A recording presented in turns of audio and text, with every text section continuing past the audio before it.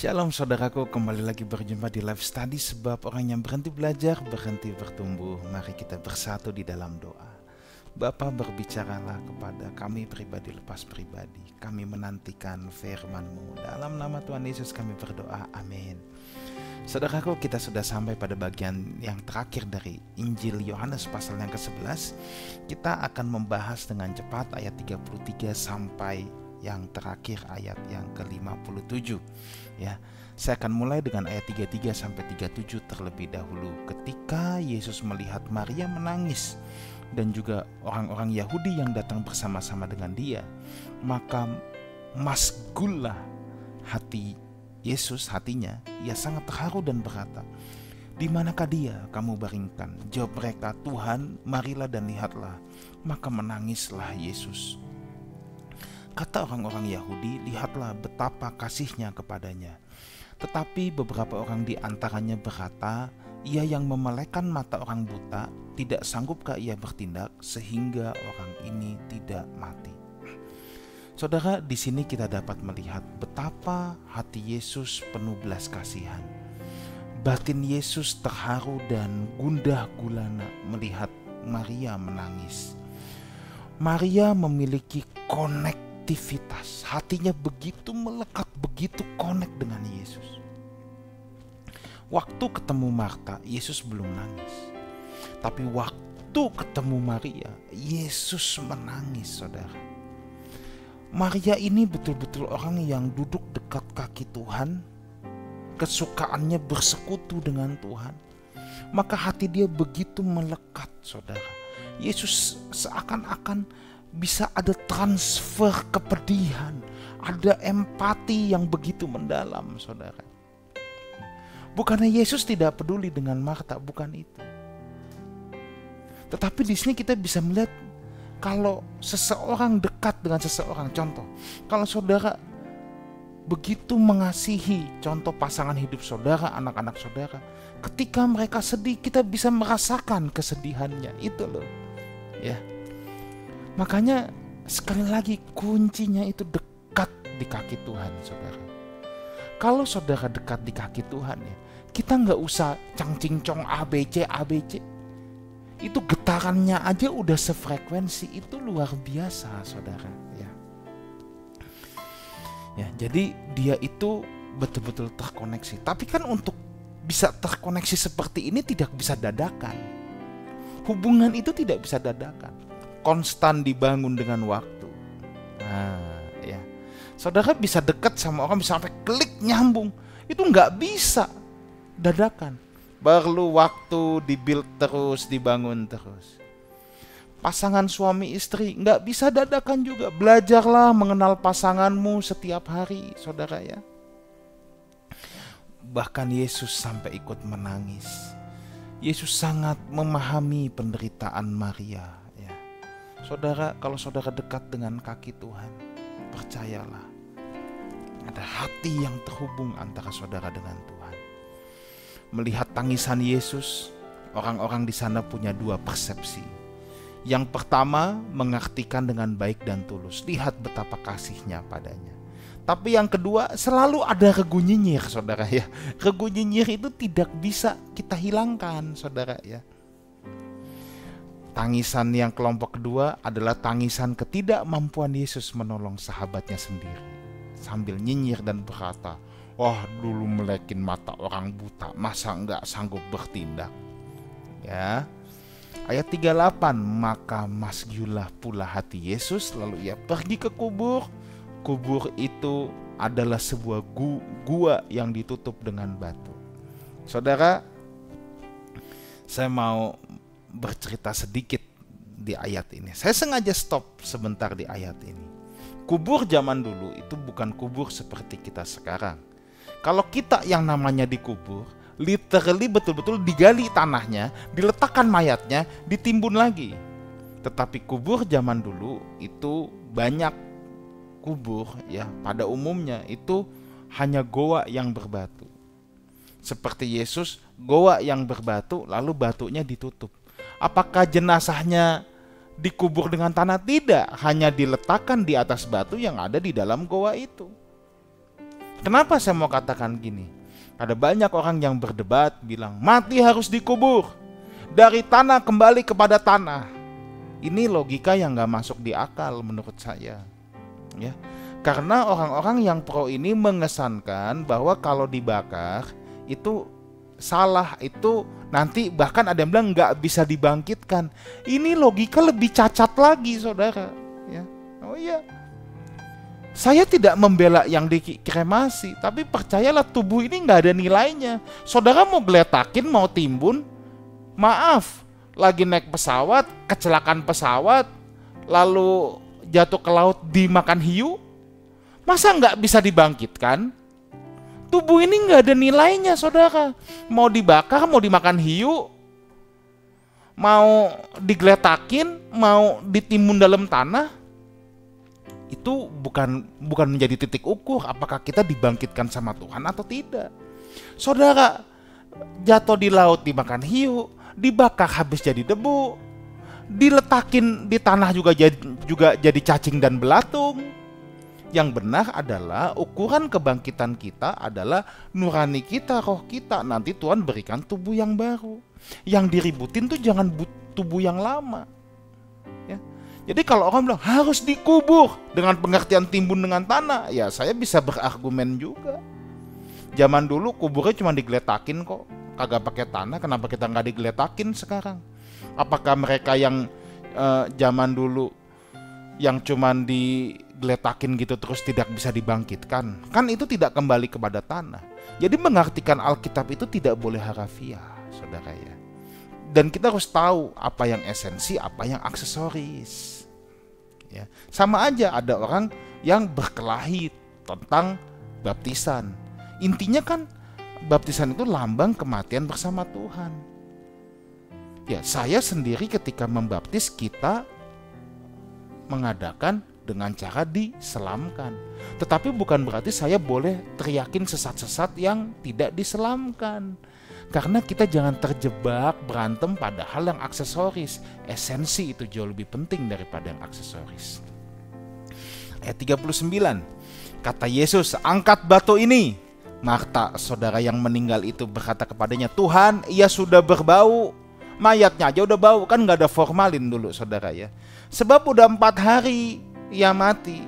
Nah, orang percaya ketika Yesus diberitahu, kan perjalanannya tuh jauh dari Galilea ke Yudea. Nah, gak lama Yesus dikasih tahu, mungkin di hari itu juga atau kebesokannya Lazarus sudah meninggal. Jadi ketika Yesus tiba itu udah 4 hari, saudara ya. Nah, perintah untuk mengangkat batu ini karena Yesus ingin masuk dan ia ingin semua orang melihat tempat mayat Lazarus. Dan dari tempat itu juga Yesus ingin menunjukkan Lazarus akan keluar bersama-sama dengan dia dari sana. Yesus ingin mengambil momen ini, saudara, untuk dinyatakan kemuliaan Tuhan. Marta sempat keberatan untuk mengizinkan batu itu diangkat. Makanya dia bilang, ini udah 4 hari, mau ngapain lagi, mayatnya aja udah bau. Di sini kita melihat adanya ketidakpercayaan Marta. Marta ini sekali lagi ya, dia meletup-letup. Orang yang meletup-letup biasanya kurang konsisten, saudara ya. Marta meletup-letup kan, dari awal, ketemu Yesus juga duluan, apa semua. Tapi begitu begini, tidak konsisten. Sebentar dia menunjukkan imannya kepada Yesus, sebentar ia menunjukkan ketidakpercayaan atau keraguannya. Ya. Tadi kan kita sudah baca di pertemuan minggu lalu atau di ayat sebelumnya, Guru, aku percaya engkau Mesias, engkau sumber kebangkitan, engkau bisa membangkitkan apa. Giliran begini jadi gak percaya. Inkonsisten. Tapi ayat 40, jawab Yesus, bukankah sudah kukatakan kepadamu, jikalau engkau percaya engkau akan melihat kemuliaan Allah? Yesus ini baik sekali, saudara, mengingatkan kepada Marta apa yang sudah dikatakannya tadi. Memang seringkali Tuhan harus mengingatkan kita berulang-ulang, saudara ya. Tuhan bahkan memperingati kita berkali-kali. Jangan bosan kalau diperingati Tuhan. Tetapi kan persoalannya banyak orang Kristen yang tidak mau mendengar peringatannya. Tuhan Yesus juga memberikan janji bahwa orang yang percaya sepenuhnya kepadanya akan melihat kemuliaan Allah. Mungkin saat ini kita belum melihat kemuliaan Allah, tetapi ada waktunya bagi mereka yang melihat, yang percaya kepadanya akan melihat kemuliaannya. Ayat 41-42. Maka mereka mengangkat batu itu, lalu Yesus menghadap ke atas dan berkata, Bapa, aku mengucap syukur kepadamu karena engkau telah mendengarkan aku.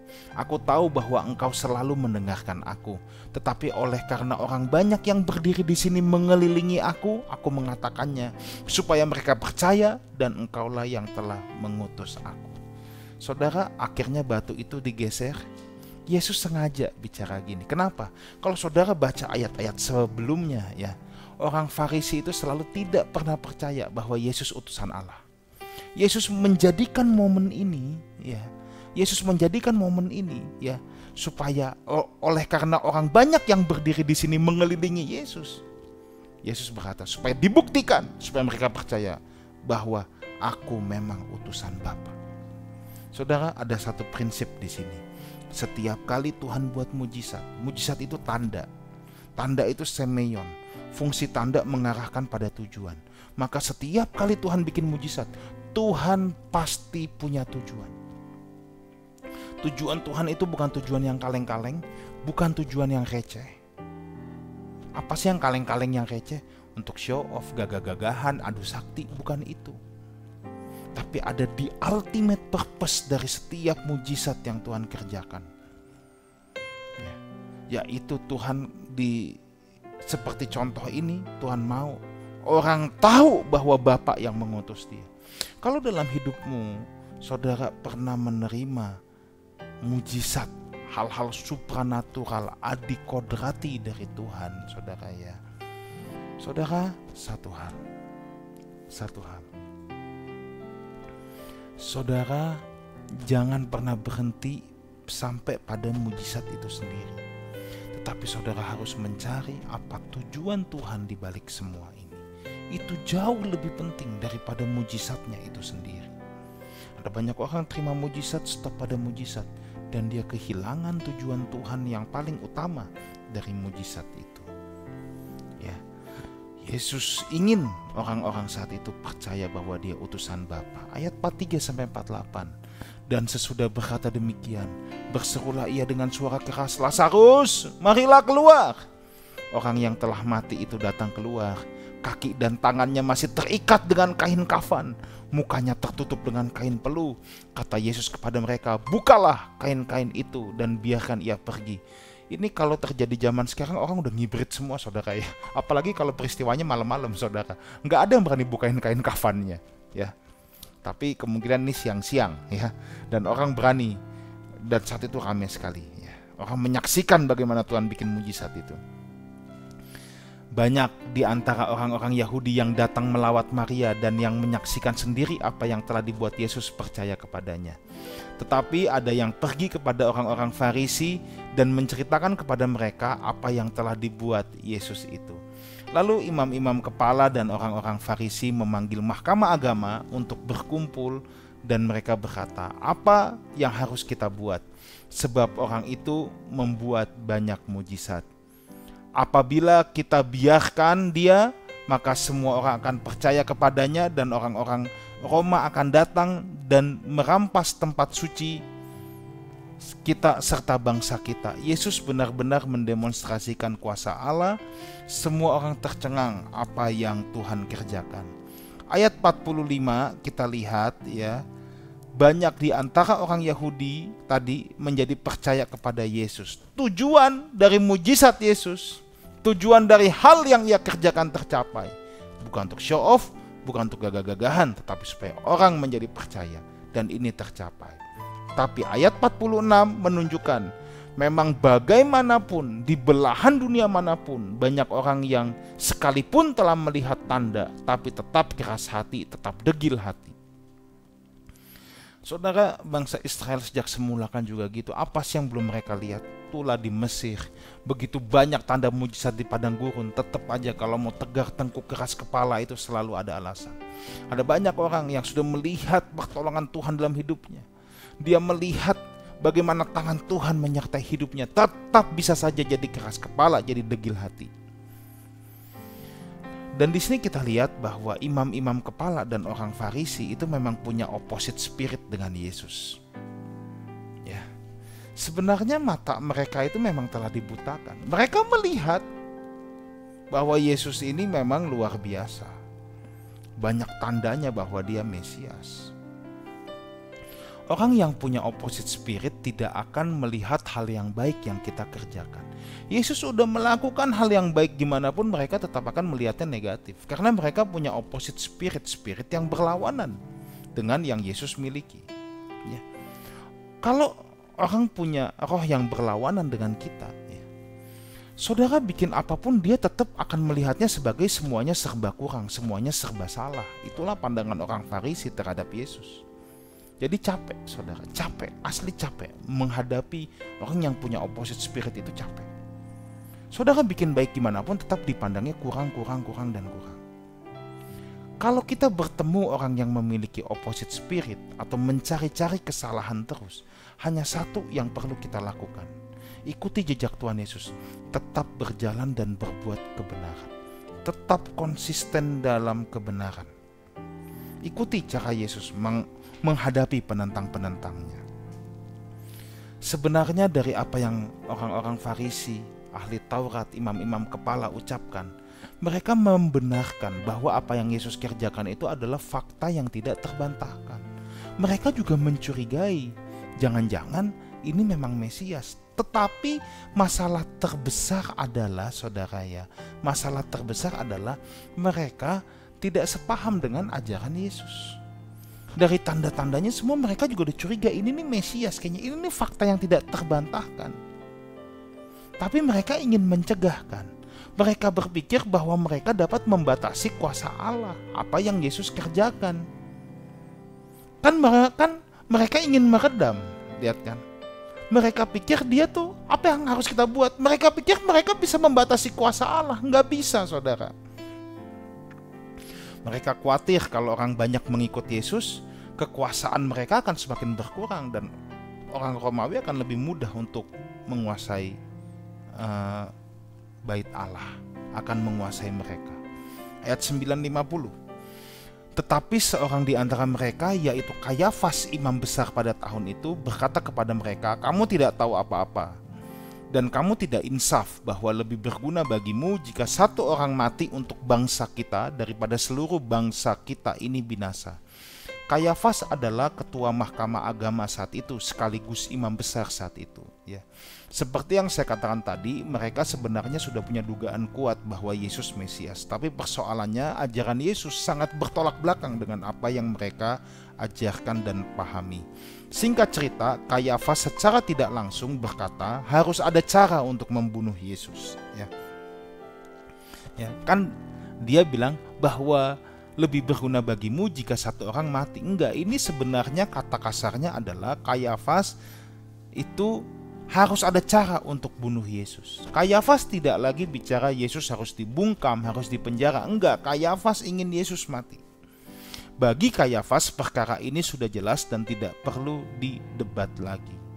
Ya, ini adalah sebuah pernyataan politik juga dari Kayafas bahwa Yesus harus mati, dan seolah-olah pernyataan politik ini mementingkan kepentingan orang banyak. Ya, 5152, hal itu dikatakannya bukan dari dirinya sendiri, tetapi sebagai imam besar pada tahun itu ia bernubuat bahwa Yesus akan mati untuk bangsa itu, dan bukan untuk bangsa itu saja, tetapi juga untuk mengumpulkan dan mempersatukan anak-anak Allah yang tercerai-berai. Yohanes penulis Injil ini menambahkan bahwa perkataan ini dianggap nubuat oleh Kayafas. Ya, ini bukan pernyataan biasa, bukan dianggap lahir dari dirinya, tetapi Kayafas menyampaikan ini sebagai nubuat untuk bangsa itu. Saudara, memang dari dulu banyak pemimpin agama yang suka mengatasnamakan Tuhan, ya. Mengatasnamakan Tuhan untuk maksud-maksudnya, untuk kepentingannya, untuk pemikirannya sendiri. Sebenarnya ini bukan nubuat, ini lu buat, lu yang buat-buat, ya. Memang dari dulu banyak orang mengatasnamakan Tuhan. Saudara, ini hal yang paling mengerikan, saudara, ya. Jangan kita mudah mengatasnamakan Tuhan. Kalau Tuhan tidak bicara, jangan sesekali berani bicara, Tuhan ngomong, Tuhan ngomong. Dan siapapun saudara, setiap kali saudara mendengar kata Tuhan bicara, saudara harus menguji itu. Harus diuji. Maka Paulus berkata, ujilah segala sesuatu. Ya. Kedudukan rohani seseorang yang tinggi tidak menjamin bahwa ia benar-benar rohani. Bisa saja ia kerasukan iblis dan bertindak seperti iblis, seperti Kayafas. Kedudukan dia udah sangat tinggi, kurang tinggi apalagi saudara. Ya. Tetapi saudara ya, memang kedudukan yang tinggi tidak menjamin. Tetapi dengar baik ini, kehendak Tuhan tidak pernah bisa gagal. Niat jahat bisa saja ada, tapi Tuhan bisa ubah jadi kemuliaan. Ya. Yesus memang mati di kayu salib dan itu sesuai dengan kehendak Tuhan. Ya. Dan juga kalau dikatakan mempersatukan anak-anak Allah yang tercerai-berai. Oh iya, itu kan niat jahatnya si Kayafas, tapi Tuhan bisa mengubah itu jadi kemuliaan. Kenapa saya katakan gitu? Betul. Lewat kematian Yesus, anak-anak Allah dari berbagai bangsa sekarang bisa disatukan. Keselamatan bukan lagi milik orang Yahudi, tetapi bisa menjadi milik orang Jawa, orang Ambon, orang Indonesia, orang Papua, orang Singapura, orang Australia, orang China, orang India, orang Afrika, orang Amerika. Semua bisa menikmati keselamatan dari Allah. Anak-anak Allah dari seluruh penjuru bumi bisa disatukan lewat korban Kristus di atas kayu salib. Ini luar biasa. Saudara, orang boleh punya niat jahat sama kita, tapi dengar baik ini, saudara tidak perlu takut. Tuhan bisa menggantinya menjadi kemuliaan bagi namanya. Kalau ada orang niat jahat dengan kita, berjalanlah terus dalam kebenaran, dalam ketulusan. Saya percaya Tuhan bisa memakai dan mengubah niat jahat itu untuk sarana kehendaknya terlaksana atas hidup kita. Ya. Mulai dari hari itu mereka sepakat untuk membunuh dia. Karena itu Yesus tidak tampil lagi di muka umum di antara orang-orang Yahudi. Ia berangkat dari situ ke daerah dekat padang gurun, ke sebuah kota yang bernama Efraim, dan di situ ia tinggal bersama-sama dengan murid-muridnya. Pada waktu itu hari raya Paskah orang Yahudi sudah dekat, dan banyak orang dari negeri itu berangkat ke Yerusalem untuk menyucikan diri sebelum Paskah itu. Mereka mencari Yesus, dan sambil berdiri di dalam bait Allah, mereka berkata seorang kepada yang lain, "Bagaimana pendapatmu? Akan datang jugakah ia ke pesta itu?" Ya. Ayatnya yang ke-57 yang terakhir, sementara itu imam-imam kepala dan orang-orang Farisi telah memberikan perintah supaya setiap orang yang tahu di mana dia berada memberitahukannya agar mereka dapat menangkap dia. Saudara, kesepakatan di antara mereka sudah keluar, yaitu mereka ingin sekali membunuh Yesus. Tetapi sekali lagi saya harus tekankan, Yesus mati karena kehendak Bapanya. Ya, sejak semula ia turun dari sorga memang untuk mati di atas kayu salib, saudara. Ya. Yesus bukan mati karena orang Farisi, imam kepala dan lain sebagainya. Bukan karena ditangkap orang-orang jahat. Itu sebabnya Yesus menyingkir bukan karena ia pengecut. Ia menunggu waktu yang pas, saudara. Ya. Ia menunggu waktu Bapaknya. Dia bukan pengecut, bukan ngumpet. Tapi dia menunggu waktunya Tuhan. Saudara, hidup dan mati kita itu di tangan Tuhan, saudara. Ya. Hidup dan mati kita itu di tangan Tuhan. Saya mengatakan ini bukannya berarti kita nggak menjaga kesehatan, kita nggak mengusahakan yang terbaik untuk hidup kita. Ya, hidup dan mati di tangan Tuhan, sehat atau enggak itu di tangan kita. Ya. Jadi gini, kalau orang udah usianya Tuhan tetapkan sampai 70, ya udah 70. Tapi dalam 70 ini kan kita sehat atau enggak adanya di tangan kita. Jadi kita jangan takut terhadap apapun, saudara. Ya. Hidup dan mati kita bukan di tangan manusia, bukan di tangan keadaan, di tangan Tuhan. Percayalah pada waktunya Tuhan. Dan untuk mengisi itu, lakukan yang terbaik. Dan dikatakan Yesus pergi ke Efraim. Beberapa ahli mengartikan itu ke Efrata, menyingkir dulu. Efrata di Bethlehem, tempat ia dilahirkan, yang berbatasan dengan padang gurun Yudea. Yesus mengundurkan diri, mempersiapkan diri untuk klimaks kedatangannya ke bumi ini, yaitu mati disalibkan. Dan momen itu bapaknya Tuhan memilih, ya. Tuhan memilih ketika Yerusalem sedang merayakan Paskah. Paskah adalah hari raya terbesar umat Yahudi, di mana orang-orang Yahudi dari seluruh penjuru dunia, orang Yahudi perantauan, ikut datang ke Yerusalem pada saat Paskah. Dan pada saat itulah Yesus memilih waktunya, waktu Bapaknya, untuk dia mati disalibkan, dan seluruh mata tertuju pada Golgota. Tuhan Yesus menyertai kita semua. Amin. Mari kita berdoa. Matraikan isi hatimu ini dalam lubuk hati setiap anak-anakmu. Dalam nama Tuhan Yesus kami berdoa. Amin. Saudaraku, sampai jumpa. Ya, kalau saudara berdomisili di Jakarta dan sekitarnya, khususnya Jakarta Barat, hadirilah Sunday Service Ibadah Raya Lifehouse Community jam 10 pagi waktu Indonesia bagian Barat. Datanglah sebelum jam 10 supaya parkirnya masih enak, saudara ya. Dan saya percaya saudara akan diberkati. Kita bisa bersekutu bersama, beribadah bersama. Berlokasi di Wang Plaza, Jakarta Barat, Jalan Panjang, Kedoya, lantai 2. Sampai jumpa di live study minggu depan. Sebab orang yang berhenti belajar, berhenti bertumbuh. God bless you.